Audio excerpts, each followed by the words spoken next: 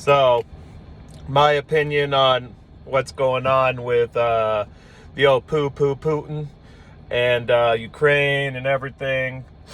So, I guess they were like expecting, there was rumors going around expecting a live, address to the nation of Russia by Putin regarding changes to the disposition of the operation in Ukraine. Now,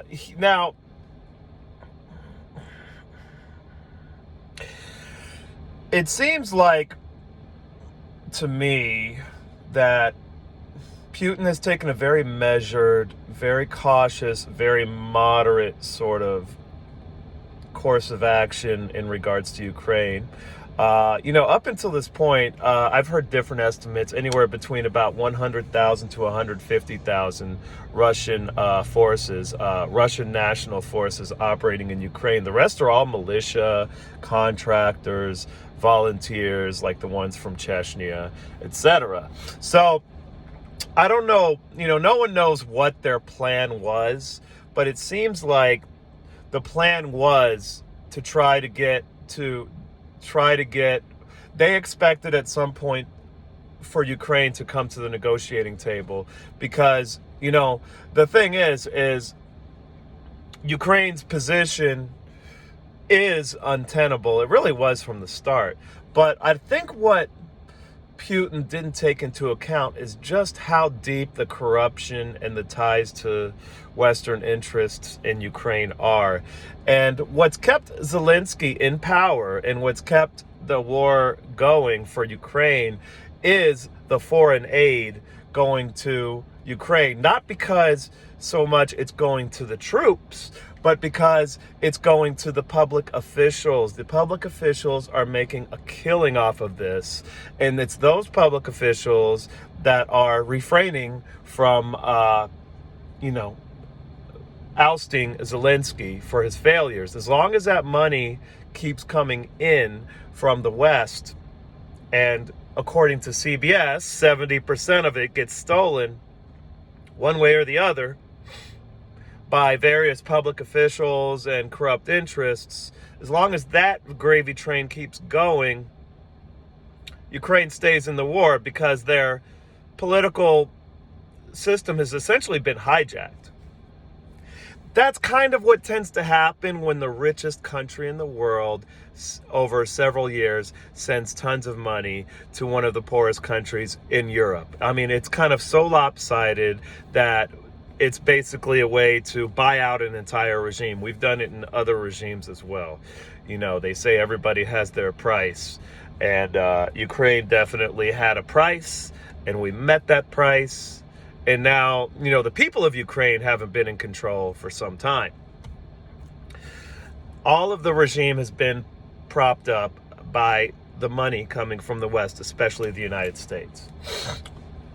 So, I think Putin miscalculated the extent to which the Ukrainians would hold out due to the bribery going on, essentially. And that was a mistake. And, Putin has always been a very moderate sort of leader. People don't realize that because they believe all the bullshit. But now, so going to last night's announcement, well, in Russia, it would have been today's announcement. For me, I was asleep at the time. So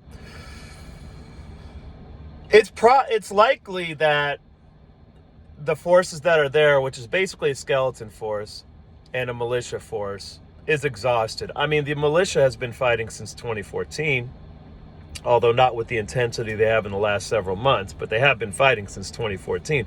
And they've taken the brunt of the punishment so far in this special operation. But so they're likely getting exhausted.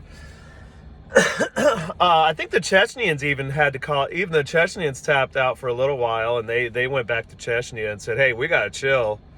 And the Russian forces have been very few and far between, mostly support units, so as far as I know, and some of the more elite units to kind of, crack the tough nuts. And then you have the private military contractors, which, they're never fully reliable. This is a business, and Putin just can't order them around with impunity.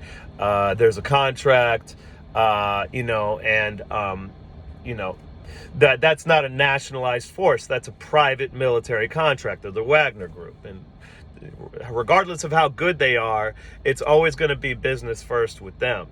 So at some point, they're going to look at their contract. They're going to say, "Hey, the contract says we have to rest now. So bye," and that's it. So there's those factors involved, which means he probably needs more troops there. Then there's the political factors and how the Russian population, the electorate, probably wasn't too happy with what happened in Kharkiv, especially.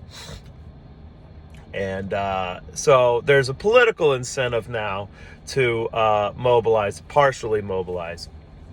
So my feeling on where we're headed is I think they're going to slowly build up more forces in their occupied territories over the winter. I don't expect too much major to happen over the winter.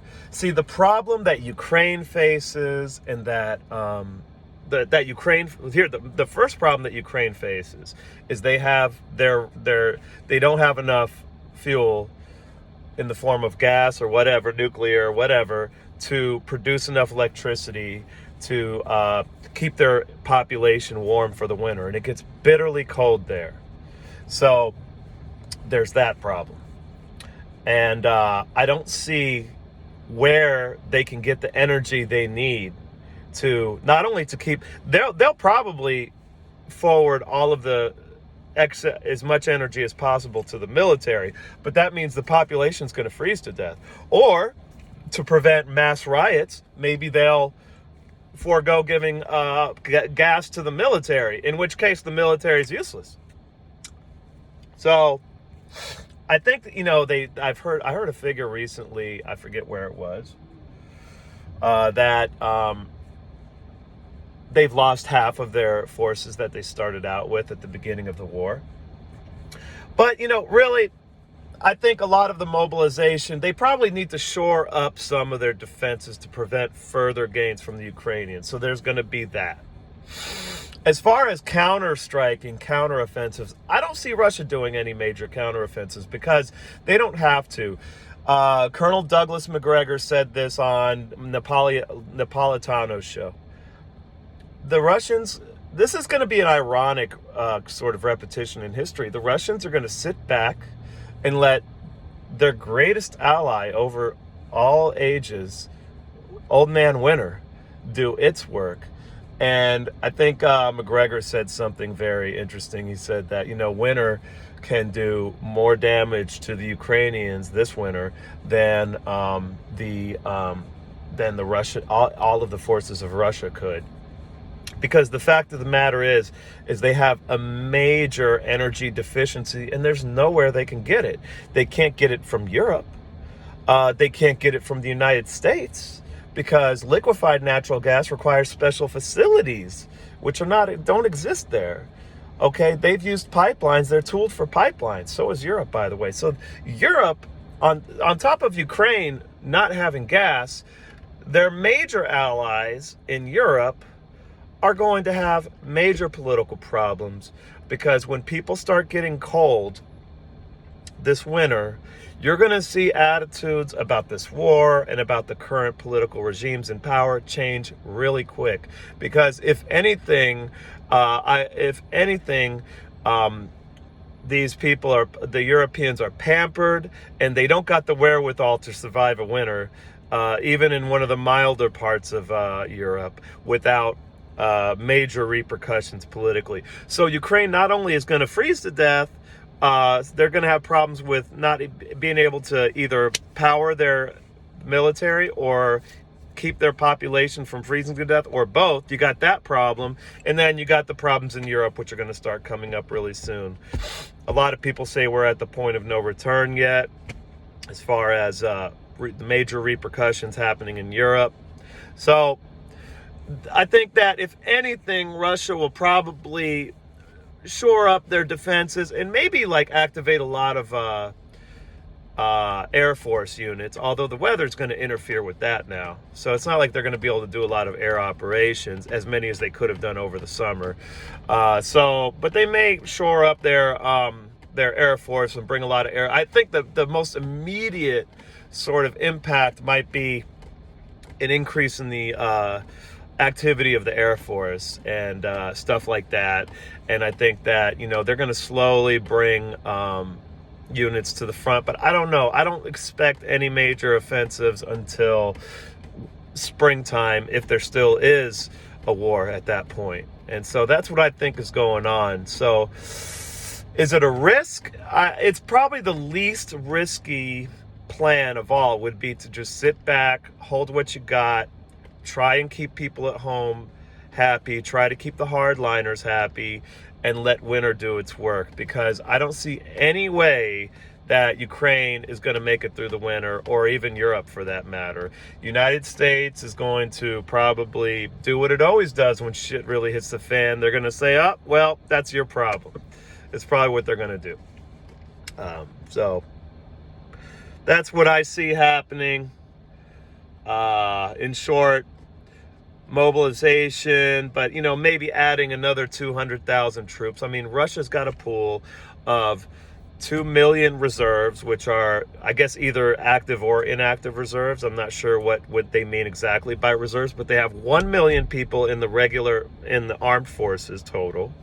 So I would suspect about 300,000 are actually combat arms, Army or Marines.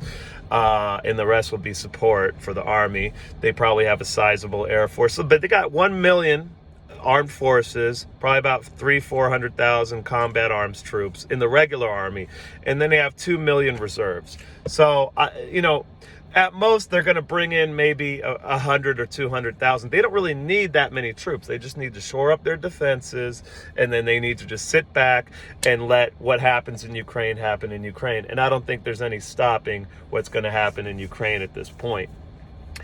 Zelensky is going to is supposedly I hear he's actually physically traveling to Texas to go make more friends with the CEOs of Lockheed Martin and all that. See, like I said a minute ago, the only thing that's kept Zelensky in power has been the bribery of the public officials, essentially allowing the public officials to embezzle so much of that aid and so much of that humanitarian aid and those weapons. But if people start freezing to death or starving or whatever, God forbid, I don't want that, but if people start freezing to death and it starts to get to a basic animal survival situation, all of the embezzlement in the world isn't going to keep Zelensky in power. And then you're probably going to have Zelensky or one of his people come into power. That doesn't necessarily mean the war is going to end, by the way. Because Zelensky is not a pro-Russian dude by any means. So, but it would mean probably better, overall more calculating, cautious, and sound decisions made militarily. So that's my spiel. That's it. Have a wonderful day.